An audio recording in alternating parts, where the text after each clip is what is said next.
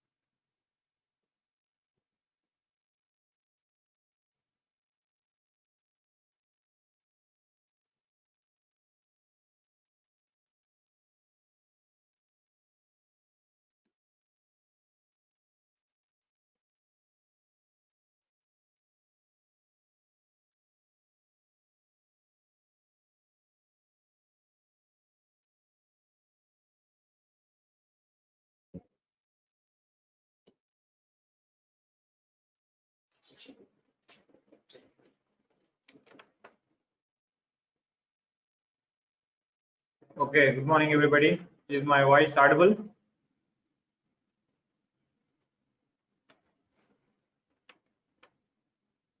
Yes,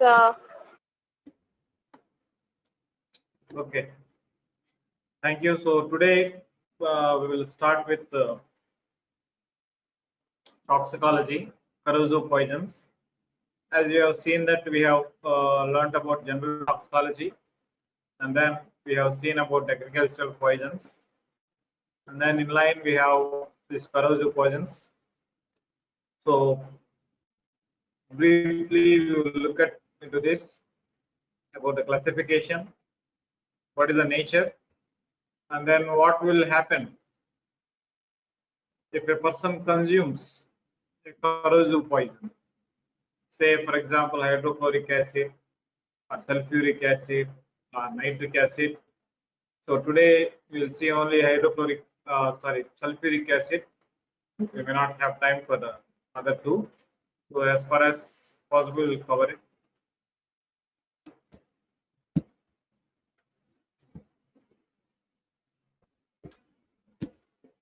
So classification of poisons, we know that there are majorly 4 types of broadly classified into 4 types.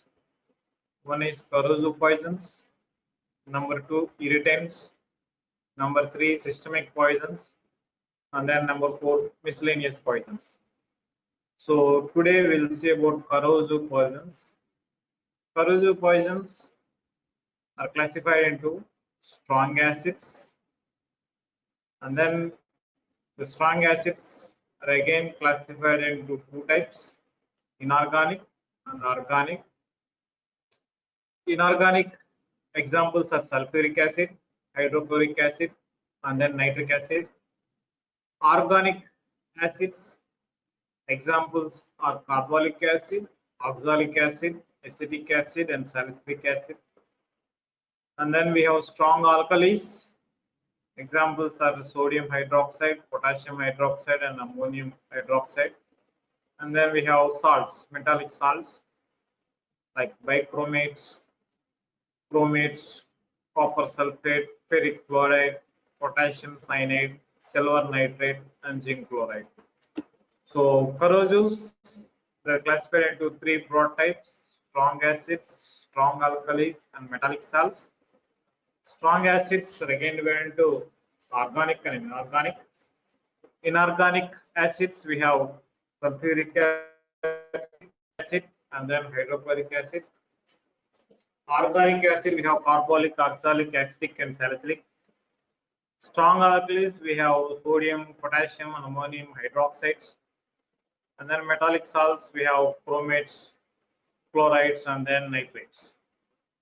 So this is the classification for corrosive poisons. The same thing has been mentioned, so I'm just in a different table.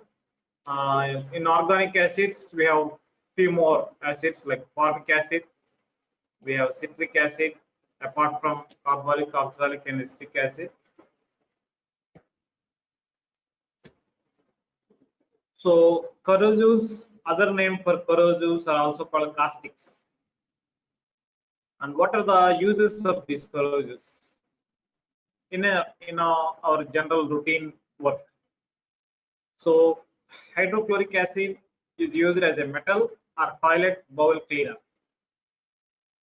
Nitric acid is used in the production of fertilizers, explosives, and extraction of gold. Sulfuric acid, it is used in car batteries and in detergents. Phenol, it is an antiseptic. We all know whenever you go to a hospital, definitely you will have a peculiar hospital smell, which is nothing but a phenol smell. And then sodium hydroxide,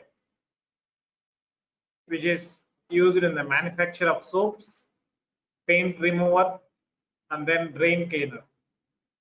Calcium hydroxide is to make cement. So these are some of the uses of caustics or corrosives in our routine day-to-day life. So what are the factors that determine the corrosiveness? So whether it depends upon whether the substance is in a solid form and liquid form. Suppose if the corrosive is in liquid form, definitely it will flow and then it will cause more extension injury than a solid corrosive. Suppose if the solid corrosive is there, it has localized effect, whereas liquid means it can spread. And then concentration of an agent. A caustic or a corrosive which has high concentration has high corrosiveness, and a low concentration has a low corrosiveness. Quality of an agent, definitely the quality which has a corrosive which has high quality has high power of corrosiveness than a low quality or low dilution. And the duration of contact. The more contact the corrosive is there with the skin or the mucous membranes, the more slaying of the tissues can be seen, and the less contact the corrosive is there with the skin or the mucous membrane, the less damage we can see. The pH of the agent, mostly it will be less than 2 for acidic nature, strong acids, and it will be greater than 11 for strong bases or strong alkalis. So an agent or a corrosive which is less than 2 pH and greater than 11 pH are more corrosive in nature than the things who are in between. And then the presence of food in the stomach also has a role in the severity of the corrosiveness. So definitely it will prevent or it will decrease uh, the corrosiveness of the substance because of the presence of food in the stomach. So in dilute conditions, they act as irritants. So if the corrosive is taken in a dilute form, acts as an irritant. If it is taken in a concentrated form, it will form a corrosive substance. So what are the signs and symptoms? Are almost same for both acids and bases. A little bit difference is there. As we go on, we will see. What is the mechanism of action of these corrosives on the tissues? So usually on the tissues of GI tract and to some extent on the respiratory tract. Mostly these acids are taken by ingestion, by drinking. So normally the people who want to commit suicide in a fit of rage, in a commotion, in angriness, in a homely situation where there is a disturbance, a fight, a domestic violence, there a person will violently go to the bathroom and take an acid bottle there and then he will drink it. So in a case of acid, it will produce coagulation necrosis, whereas in case of alkalis, it will produce liquefaction necrosis. This is very important because if I ask you a question between acids and alkalis, which is more dangerous, it is the alkalis that is more dangerous. Why? Because of the liquefaction necrosis. In acids, whenever a person drinks or ingests the acid, it produces coagulation necrosis of the tissues, and the hydrogen ion desiccate epithelial cells, producing an eschar, means a thick coating will be formed. So this thick coating will prevent further damage of the tissues. So that's why acids are less corrosive nature when compared to the alkalis. So along with this, there is edema, there is mucosal sliding, and the ulcerations of the abdomen or stomach or esophagus or duodenum can be seen in acid digestion. In alkalis, it causes liquefaction necrosis. There is a protein dissolution and then collagen destruction between the cells, and then there is fat saponification, and then we have submucosal. So both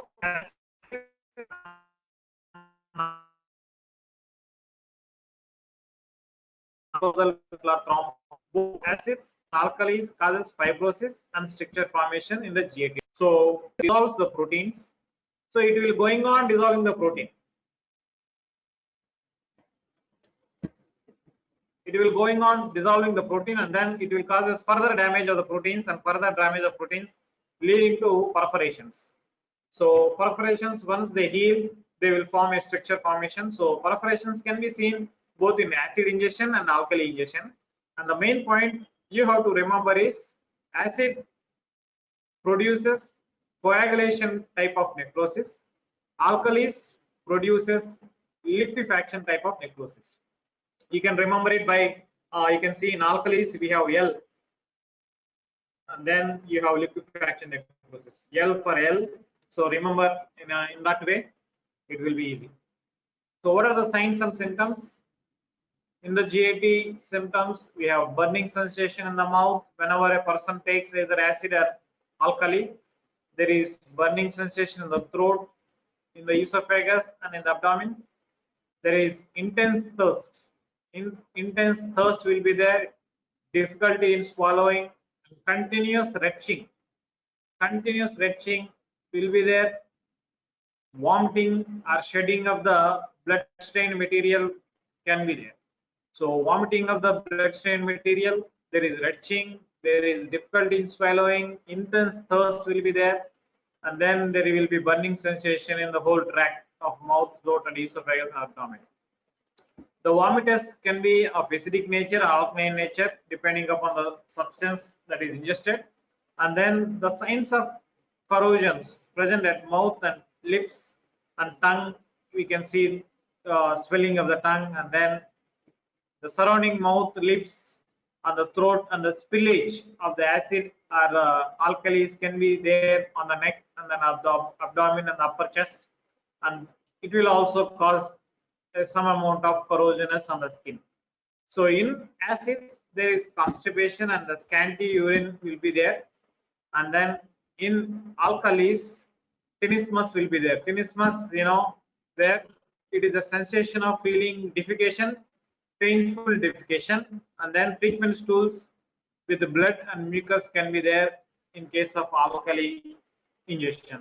So in acid ingestion there is more of constipation and then little amount of urine will be produced, whereas in case of alkalis there is a painful defecation with increased frequency of stools with the blood and mucus. So respiratory symptoms, if some amount goes into the normally, most of the amount of the acid or alkali has to go by ingestion by through mouth into the esophagus and through the stomach and duodenum, but some of the thing can be aspirated, and then if it goes inside the respiratory tract, then it can cause dyspnea, where there is a difficulty of breathing, and with the edema of the glottis edema can be seen, and then a patient can experience difficulty in breathing. What are the systemic symptoms? We have, the shock symptoms can be there, where the fingers and legs can have a cold feeling, and then skin can be cold, sunken eyes because of the dehydration. The person will have intense thirst, but he cannot drink. There is dilatation of pupils, feeble pulse because of the shock, and then there is a shallow respiration. So what are the causes of death? Immediate cause, it means the person might have died because of the shock or suffocation from edema of glottis, and then it can be also because of the perforation of the stomach. So sometimes if the acid or alkalis are strong enough, if they are highly concentrated, can cause immediate perforation of the stomach or esophagus or duodenum. So in that case, the person can have peritoneal fecal peritonitis, and then fecal peritonitis is an emergency. Then if he is not treated, then he can land into death. And then we have delayed death is due to pneumonia because of the aspiration, and then death from complications like stricture of the esophagus, and then laryngeal strictures can also be seen. So if the person is dying immediately within 6 hours or 24 hours, then the cause is shock or suffocation from edema of glottis or due to perforation of the stomach. If there is a delayed death, it is due to pneumonia. If it is further delayed, then it is due to complications of the ingestion of the acids or alkalis, which is mostly because of the strictures of esophagus. Normally you can see whenever there is a perforation or whenever there is excoriation of the esophagus or stomach, it will heal by stricture formation. So as all these are tubular structures, healing will be in a concentric way, and then as the healing will occur by fibrosis, by fibrous tissue, it will construct the lumen. It will construct the lumen of the esophagus, it can construct the lumen of the stomach, and it can also construct the laryngeal nature, blocking the air entry. So this is the picture you can see. These are all the spillage you can see. So there is surrounding excoriation and surrounding burns can also be the same. So you can see the surrounding burn nature after ingestion. You can see at the neck region also. So you can see this is all the spillage of the acids a person has consumed. So this is the excoriation of the tongue. So what is the management? How to manage this case? So in the case of an asymptomatic patient, asymptomatic means a person who has consumed only little quantity with the history of minimal ingestion, on examination there may not be no oral pharyngeal burns, the patient requires only observation in an emergency room. Just observation. In case of symptomatic patients, the patients presenting with signs like stridor, a change in the voice, hoarseness of voice, and respiratory distress, then they have to admit him in ICU, and then they have to see what is the normal ABC. We have known what is the ABC: airway, breathing, and circulation. Check airway, whether airway is proper, whether the patient is breathing or not, or whether there is any obstruction, either due to edema of the glottis or whatever it is. And then check for the breathing, whether the breathing is normal, whether there is tachycardia or the bradycardia, and then check the circulation by pulse, then check the BP. And if the breathing is a problem, then give 100% oxygen. And if the airway is a problem where there is an obstruction to the airway, then you have to do a endotracheal intubation or tracheostomy. And then if the circulation is the problem, then you have to give an IV fluids. If the blood loss is more, then you can give blood for that. So remove all the contaminated clothes and then irrigate the exposed skin with water and saline. Very, very important. So what to do in home? Suppose if your neighbor comes to you and then because you are a doctor, they will ask you, doctor, my son or my wife or my husband has taken accidentally an acid bottle in the bathroom. So what advice you will give is, you have to decontaminate the area, you have to decontaminate the person, remove the clothes, and you have to irrigate the eyes, mostly the eyes and mouth, with saline and water. This is a simple instruction that we can give at home level. And then we can give a powerful analysis like morphine in order to contain the pain. And we can do endoscopy, flexible fiber optic endoscopy, where we can know whether there is perforation in the esophagus, stomach, or duodenum. To find out the perforation, we can do a flexible fiber optic endoscopy within 24 to 48 hours of ingestion. For any perforation or burns, we can do exploratory laparotomy, where we will cut open the abdominal cavity and then we will visibly we will see what is the extent of burns seen. For gastric necrosis, we will do where we cut the part that has a perforation or the gastric necrosis, and then we will join the remaining part of the esophagus and the remaining part of the the stomach. So that we call it as esophagogastrectomy. And then for perforation and peritonitis, we can do again laparotomy. Laparotomy can be done in open lap. So following indicate is, we cannot give steroids in these patients because steroids will increase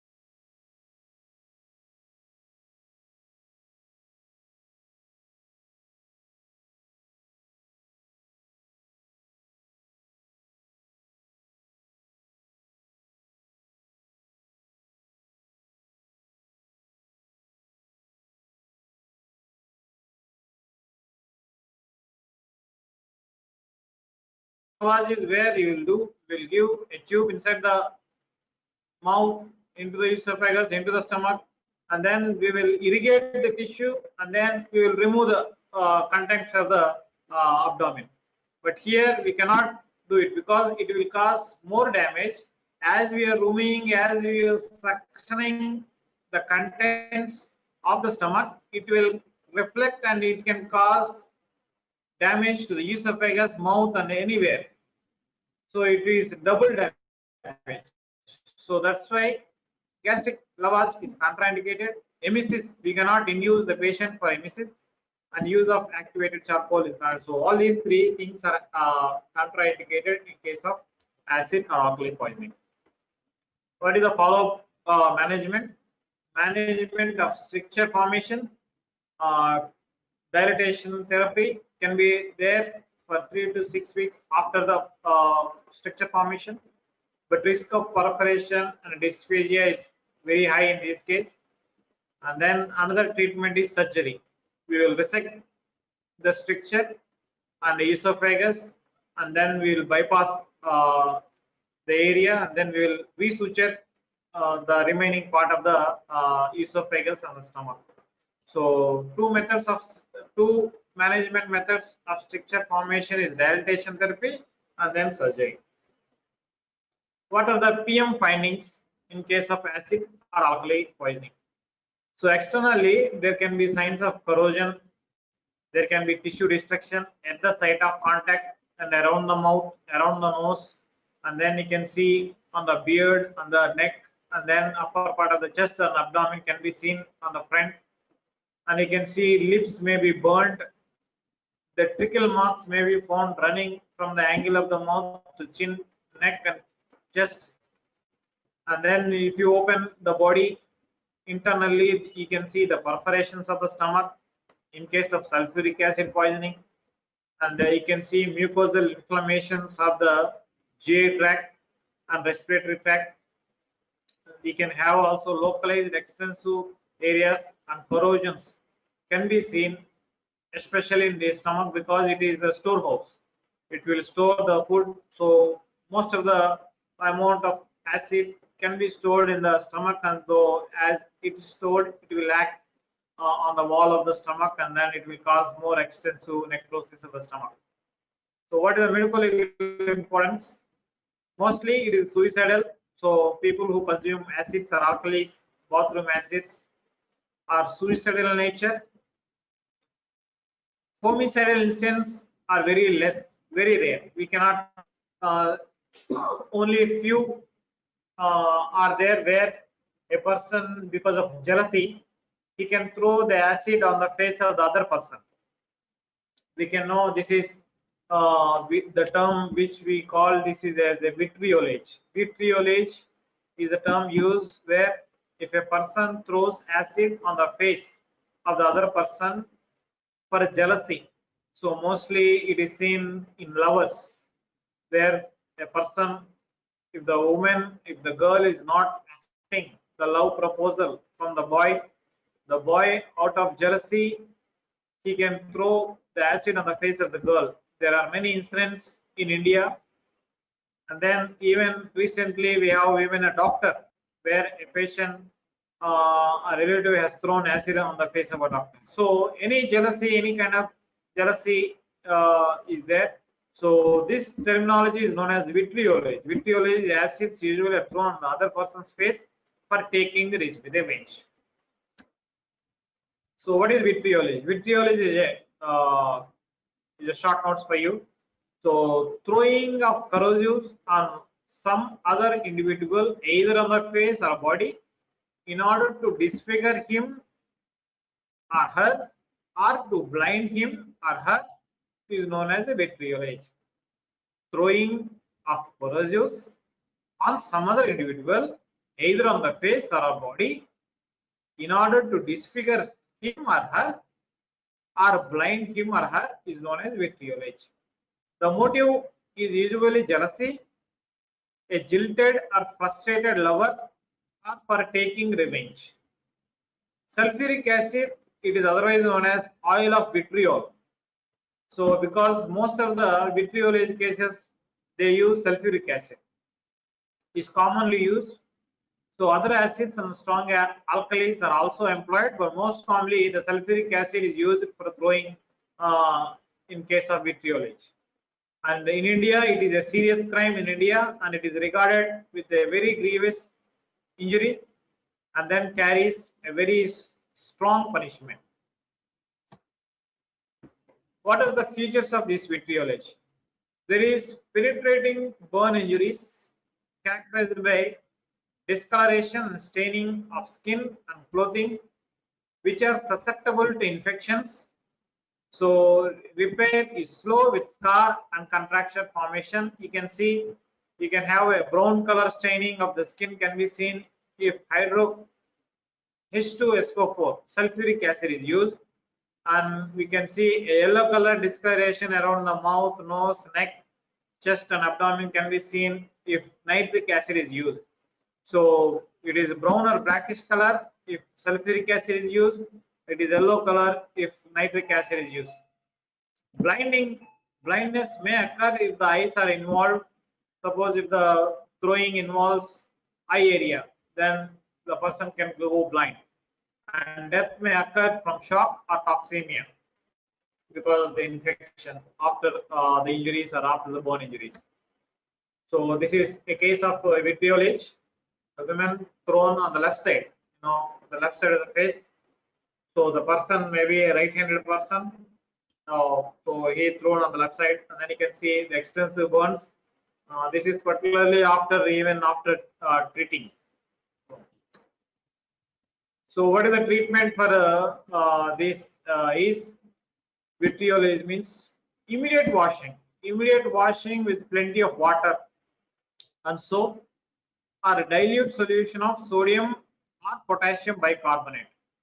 So what is the immediate treatment for any acid on the body or on the eye is wash with plenty of water, wash with soap and water, very easily available in homes. We may not get sodium or potassium bicarbonate easily available at the point of injury, but water, it is easily available. So pour copious amount of water and wash the area, wash the eyes thoroughly, wash the face, wash the nose. Later, a thick paste of magnesium oxide is applied, and afterwards antibiotic ointment can be applied over the area. So for eyes, wash immediately with a large amount of water, followed by irrigation with 1% solution of sodium bicarbonate. So in both sodium or potassium bicarbonate can be used. So here we have used 1% sodium bicarbonate. You have to wash the eyes thoroughly with water, and then later olive oil drops can be installed on the eyes, and you can have even antibiotics and steroid drops can be used in the eyes.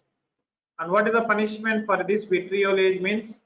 It is under section 326A and 326B, where up to 10 years, 5 to 10 years of imprisonment can be there, and even life imprisonment can also be there. A person can be put in jail for life, and fine in cash as a compensation depending upon the gravity of the case is given to the victim.